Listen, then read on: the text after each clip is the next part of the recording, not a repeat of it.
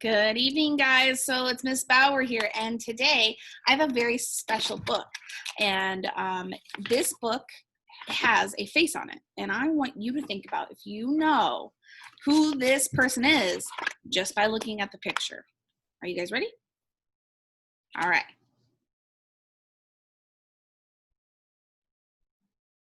Do you know who this is? If you guessed Martin Luther King Jr., you are correct. So this month we are celebrating Dr. Martin Luther King Jr. Day in January. And this man was a very special man. He helped bring equality to all of us so that we can all be together. And he really was a big influence in everybody's lives and really helped us out with new laws and us coming together as people. Okay, so we're going to go ahead and read the book, and I want you to, and I hope you enjoy it. So this first picture was kind of interesting. It doesn't have any words, but this is the very first page. And I just thought, I wonder why this person put this in here.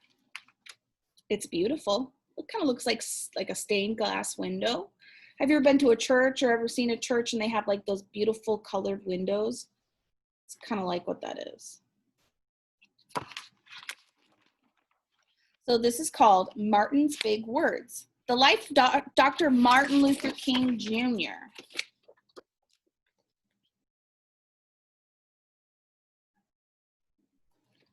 Martin's Big Words. All right, ready?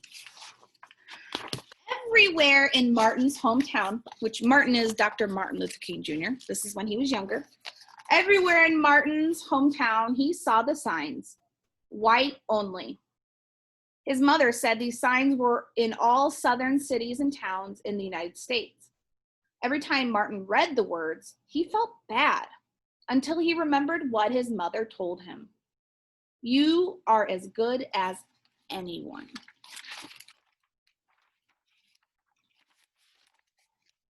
In church, Martin sang hymns. He read from the Bible. He listened to his father preach. These words made him feel good.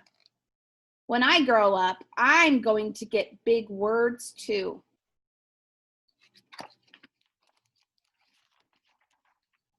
Martin grew up. He became a minister like his father, and he used the big words he had heard as a child from his parents and from the Bible.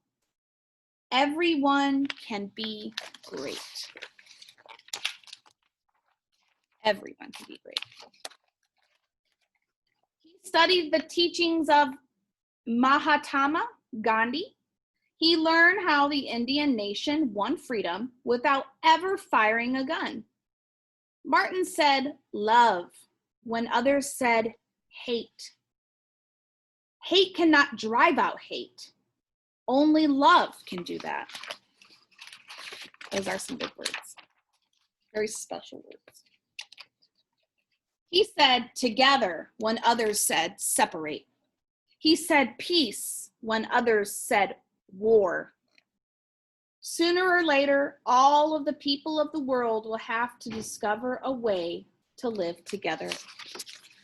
So it looks like, remember that picture in the beginning? Remember I said about the church windows? There they are. Isn't that beautiful? In 1955, on a cold December day in Montgomery, Alabama, Rosa Parks was coming home from work. A white man told her to get up from her seat on the bus so he could sit. She said no and was arrested. Montgomery's Black citizens learned of her arrest. It made them angry. They decided not to ride the buses until they could sit anywhere they wanted. Isn't that crazy how she got arrested just for wanting to sit in her seat where she was sat? And this is all true, guys. This is a true story. This is all nonfiction. For 381 days, they walked to work and school and church. They walked in rain and cold and blistering heat. Martin walked with them and talked with them and sang with them and prayed with them until the white city leaders had to agree they could sit anywhere they wanted. When the history books are written, someone will say there lived Black people who had the courage to stand up for their rights.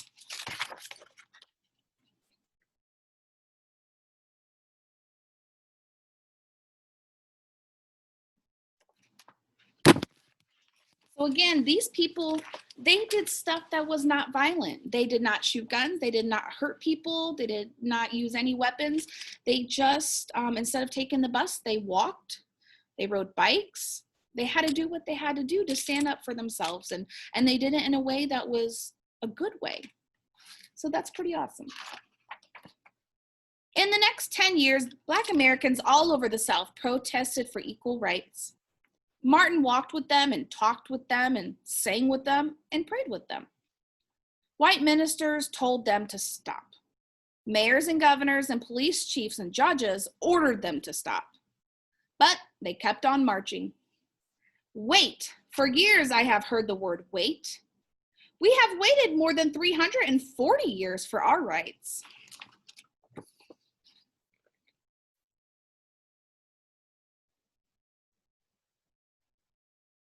Again, they're protesting.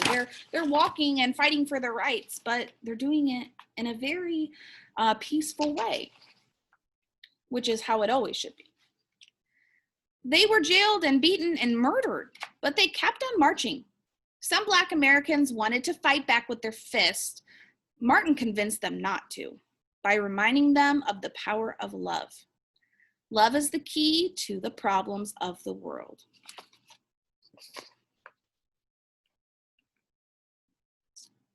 I would agree, Dr. Martin Luther King. I agree. Many white Southerners hated and feared Martin's words. A few threatened to kill him and his family. His house was bombed. His brother's house was bombed, but he refused to stop. Remember, if I am stopped, this movement will not be stopped because God is with this movement.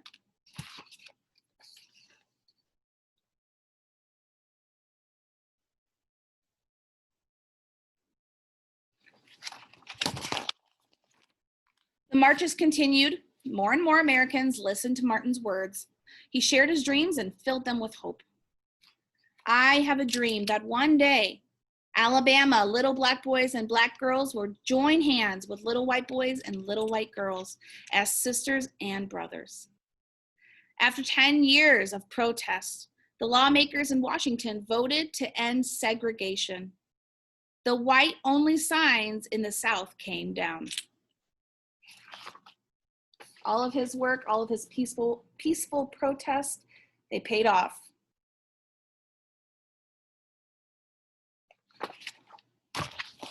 He was successful. Dr. Martin Luther King Jr. cared about all Americans. He cared about people all over the world. And people all over the world admired him. In 1964, he won the Nobel Peace Prize. He won it because he taught others to fight with words, not fists.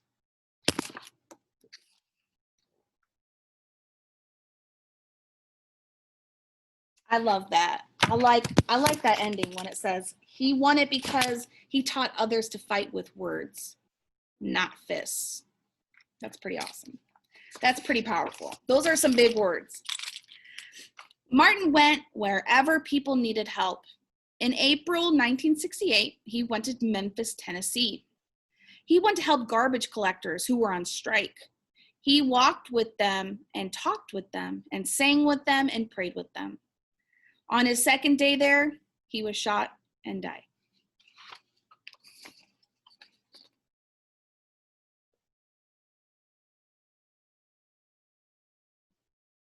So sad. His big words are alive for us today.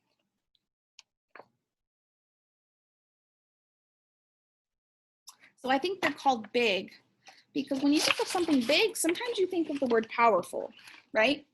And the word powerful can be a good thing or a bad thing. And I think with Dr. Martin Luther King Jr.'s words, they were powerful. They really touched a lot of people and really helped a lot of people in our lives. And his words were big. That means they were powerful.